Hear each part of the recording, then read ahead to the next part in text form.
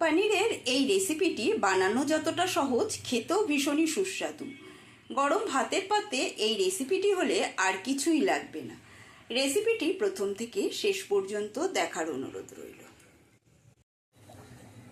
বন্ধুরা, আজকে আমি তোমাদের সাথে সম্পূর্ণ একটা নতুন রেসিপি শেয়ার করব। তার জন্য এখানে আমি 3টে বড় সাইজের আলু কেটে নিয়েছি। দেখো, আলু ভাজার থেকে একটু মোটা মোটা করে কেটে নিয়েছি।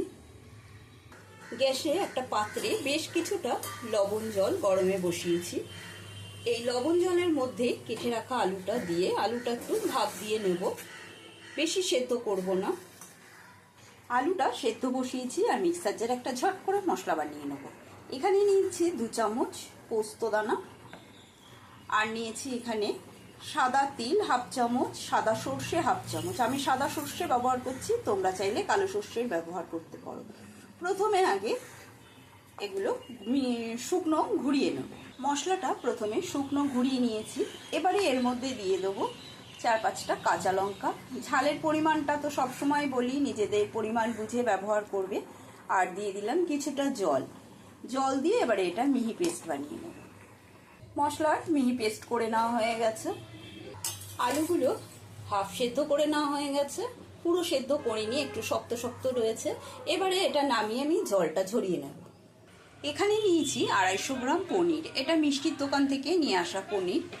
পনিরটা টুকরো টুকরো করে কেটে নেব। রেসিপিটা স্কিপ না করে সম্পূর্ণটা মন দিয়ে দেখতে থাকো, একেবারে ইউনিক রেসিপি এটা।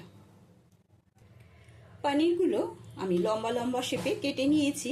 তোমরা তোমাদের পছন্দ মতো শেপে কেটে নিতে পারো। যেহেতু আমি আলুটা লম্বা লম্বা করে কেটেছি, সেই জন্য আমি পনিরটাও লম্বা লম্বাই দিয়েছি। পনিরগুলোর মধ্যে আমি দিয়ে দিচ্ছি সামান্য হলুদ, আর দিয়ে দেব সামান্য লবণ আর হলুদ দিয়ে পনিরগুলো হালকা করে মেখে নেব। গ্যাসে একটা কড়াই বসিয়ে নিয়েছি। কড়াইয়ের মধ্যে দিয়ে দিচ্ছি কিছুটা সর্ষের তেল। সর্ষের তেলটা গরম হয়ে গেলে তেলের মধ্যে দিয়ে দিচ্ছি আবারও সামান্য কিছু লবণ। এই রান্নাটা কিন্তু সম্পূর্ণটাই সর্ষের তেলেই করতে হবে, অন্য কোনো তেলে করলে কিন্তু খেতে ভালো লাগবে না। সম্পূর্ণটাই সেই জন্য আমি সর্ষের তেলেই রান্না করব। তেলটা গরম হয়ে গেলে পনিরগুলো দিয়ে পনিরগুলো ভেজে নেব।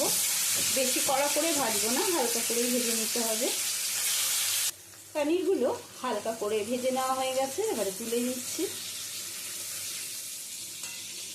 তোমরা চাইলে কাঁচা পনিরও ব্যবহার করতে পারো, তবে পনিরটা যদি একটু ভেজে করা যায় রেসিপিটিতে তাহলে কিন্তু খেতে বেশি ভালো লাগে। সেই কারণেই আমি পনিরটা একটু ভেজে নিচ্ছি।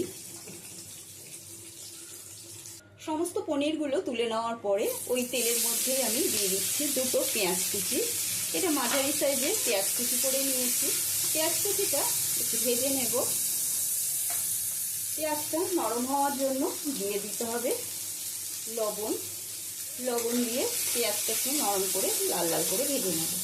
এখানে একটা টিফিন কৌটো নিয়েছি। এবার এই টিফিন কৌটোটার মধ্যে সেদ্ধ করে রাখা আলুটা প্রথমে দিয়ে দিচ্ছি। আমি আলুটা সেদ্ধ করে ব্যবহার করছি, তোমরা চাইলে আলুটা ভেজে নিয়ে করতে পারো, তবে সেদ্ধ আলুতে খেতে বেশি ভালো লাগে। আলুটা দেওয়ার পরে দিয়ে দেবো পেস্ট করে নেওয়া সর্ষে, পোস্ত, তিল আর কাঁচা লঙ্কার যে পেস্ট, সেই পেস্টটা আমি দিয়ে দিলাম। এবারে এর মধ্যে দিয়ে দেবো হলুদ গুঁড়ো। এই রান্নাটা একটু হলুদের ব্যবহারটা বেশি করতে হবে। এখানে আমি 1 চামচ হলুদ গুঁড়ো দিলাম, আর দিয়ে দেবো স্বাদ অনুসারে লবণ।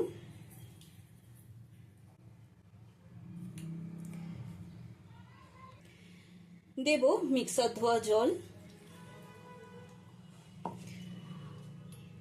আর দিচ্ছি কিছুটা কাঁচা সর্ষের তেল। প্রথমে দিয়ে নিলাম। ভালো করে একটা চামচের সাহায্যে মশলাগুলো মিশিয়ে নিতে হবে আলুর সাথে। প্রথমে দেখো সুন্দর করে আলুর সাথে আমি সমস্ত মশলা মিশিয়ে নিচ্ছি। দেব ভেজে রাখা পেঁয়াজটা। আমি পেঁয়াজ দিয়ে করছি, তোমরা চাইলে নিরামিষ করতে পারো, তবে পেঁয়াজ দিয়ে একবার খেয়ে দেখবে, ভীষণই ভালো লাগে। মশলাগুলো দেওয়ার পরে পেঁয়াজটা দেওয়ার পরেও কিন্তু মিশিয়ে নিতে হবে। যেহেতু পনিরটা দেওয়ার পরে বেশি নাড়াচাড়া করা যাবে না, সেই জন্য প্রথমে একটু নেড়ে ছেড়ে নিতে হবে। পনিরটা দিয়ে নাড়াচাড়া বেশি করলে পনিরগুলো সমস্ত ভেঙে যাবে। আর একটু সামান্য জল দিয়ে দিচ্ছি। এখন ওপর থেকে পনিরগুলো দিয়ে দিচ্ছি। পনিরগুলো হাত দিয়ে একটু এরকম সাজিয়ে সাজিয়ে দেব। একবারে ঢেলে দিলে পনিরটা এক জায়গায় থেকে যাবে। যারা আমার চ্যানেলে নতুন বন্ধু তারা চ্যানেলটি সাবস্ক্রাইব করে নিও, পাশে থাকা বেল আইকনটা প্রেস করে দেবে যাতে আমার রান্নার নিত্য নতুন নোটিফিকেশনগুলো সবার আগে তোমাদের মোবাইলে পৌঁছে যায়। আর যারা ফেসবুক থেকে দেখছো তারা কিন্তু পেজটা ফলো করো, পেজটা তোমাদের ফলো করার অনুরোধ রইল। এবারে দিয়ে দেবো কয়েকটা কাঁচা পাকা লঙ্কা, দিয়ে দিচ্ছি ওপর থেকে কাঁচা সর্ষের তেল। এখানে মোট 3 চামচ কাঁচা সর্ষের তেল দিয়ে ঢাকনাটা বন্ধ করে দিচ্ছি। গ্যাসে একটা কড়াই বসিয়েছি, কড়াইয়ের মধ্যে দিয়ে দেবো 1 গ্লাস জল। টিফিন কৌটোটা বসিয়ে দেব আর গ্যাসের স্টিমটা লো টু মিডিয়ামে রেখেছি। এবারে ঢাকা বন্ধ করে 10 মিনিটের জন্য রান্না হতে দেব। 10 মিনিট বাদে ঢাকাটা সরিয়ে নিচ্ছি। দেখো কড়াই থেকে জলটা সম্পূর্ণ শুকিয়ে গেছে। কৌটোটা ঠান্ডা করে খুলে দেখাবো। এবারে টিফিন কৌটোর ঢাকাটা সরিয়ে নিচ্ছি। ওয়াও, কি সুন্দর গন্ধ বেরিয়েছে, কত সুন্দর হয়েছে দেখো দেখতে। খেতেও কিন্তু গরম ভাতের সাথে দারুণ লাগে, এতটাই ভালো লাগে।